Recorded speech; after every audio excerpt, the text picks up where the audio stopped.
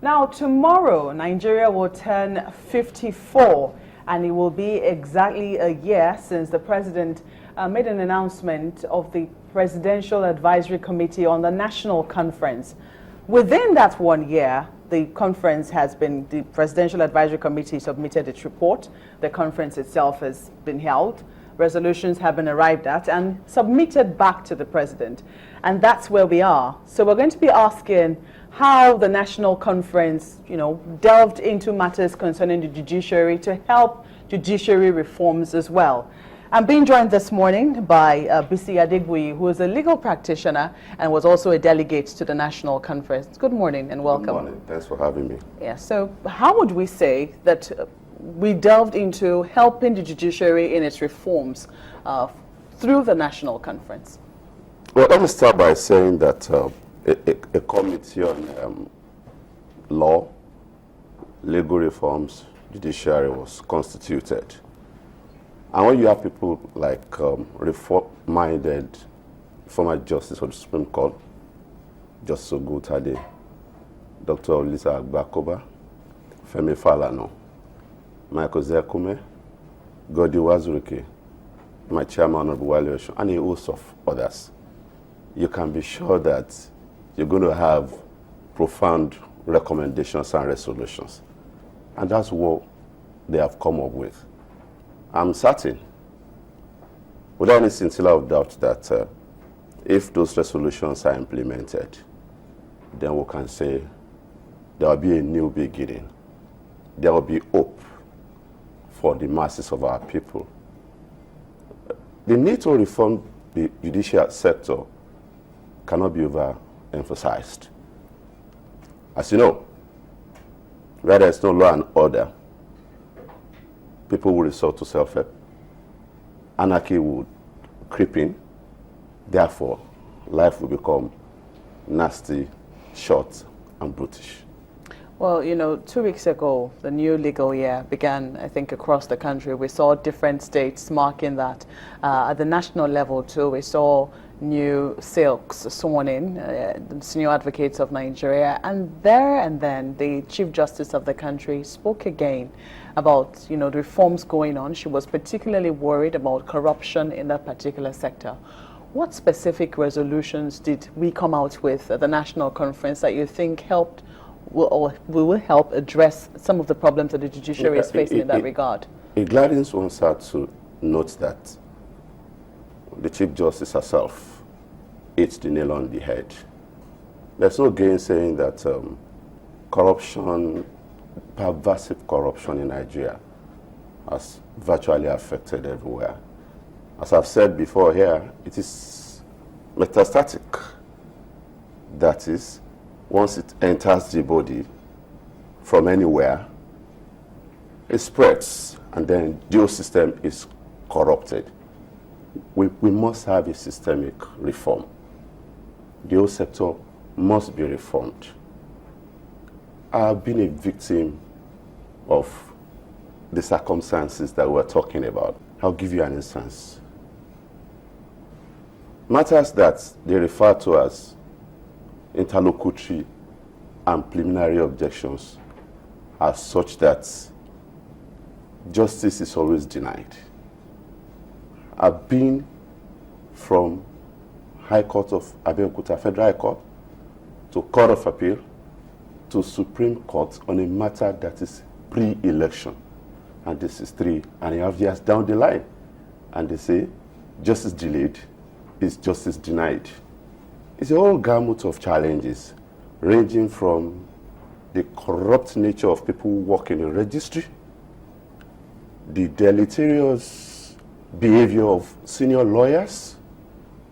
You'll be shocked that a senior advocate once told me that, oh, you have a fantastic case, but you need to reach some people. And I was wondering, is justice for sale in Nigeria?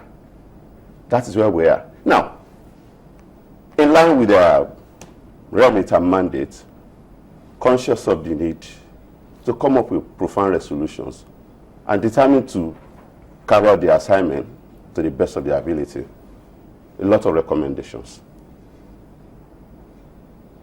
legal education, appointment of judicial officers, their remuneration, funding of judiciary, role of technology in delivery of justice.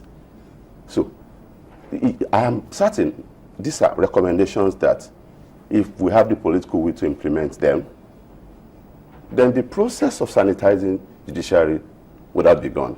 It is bad, very bad.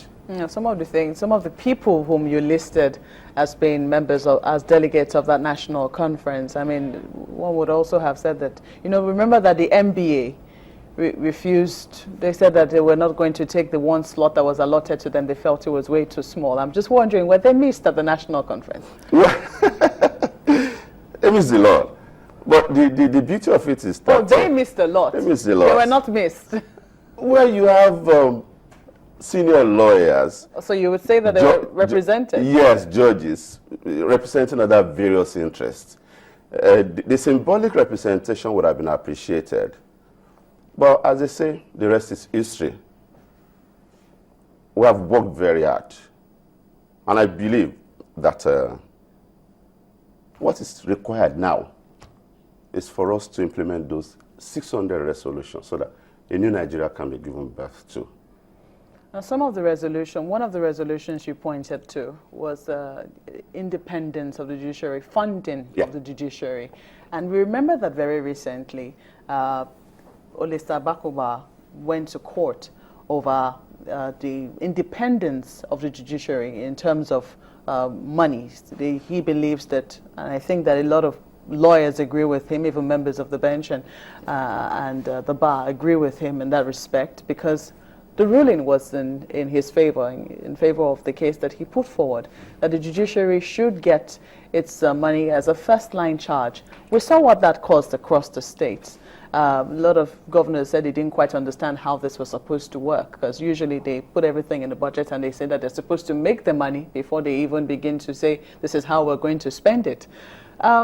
How would you say that that particular aspect of it in terms of funding affects, or the independence and non-independence of the judiciary in terms of its funding affects the way things go? Well, as you know, a person that is in want is not likely to be independent.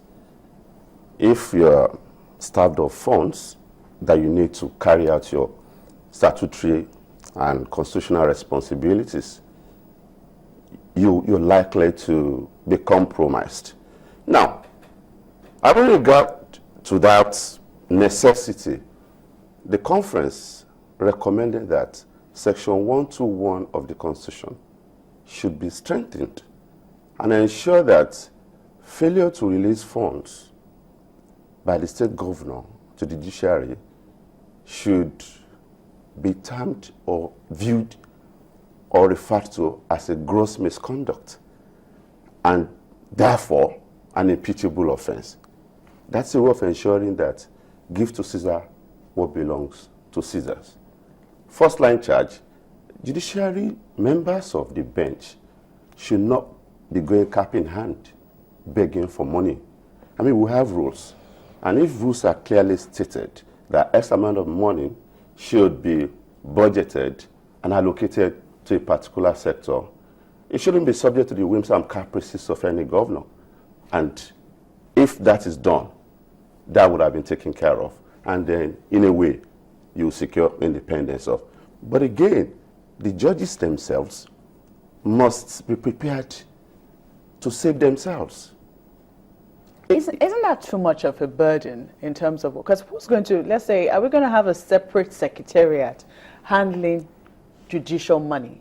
I don't know if you understand. Isn't an extra burden on the chief judge of a state or the chief judge of the federation, for instance? I believe that is merely administrative. It shouldn't be a problem. And in any case, once the advantages far outweigh the disadvantages of the recommendation, then it should be allowed to see the light of the day. I really don't think that's an issue that we should bother ourselves with.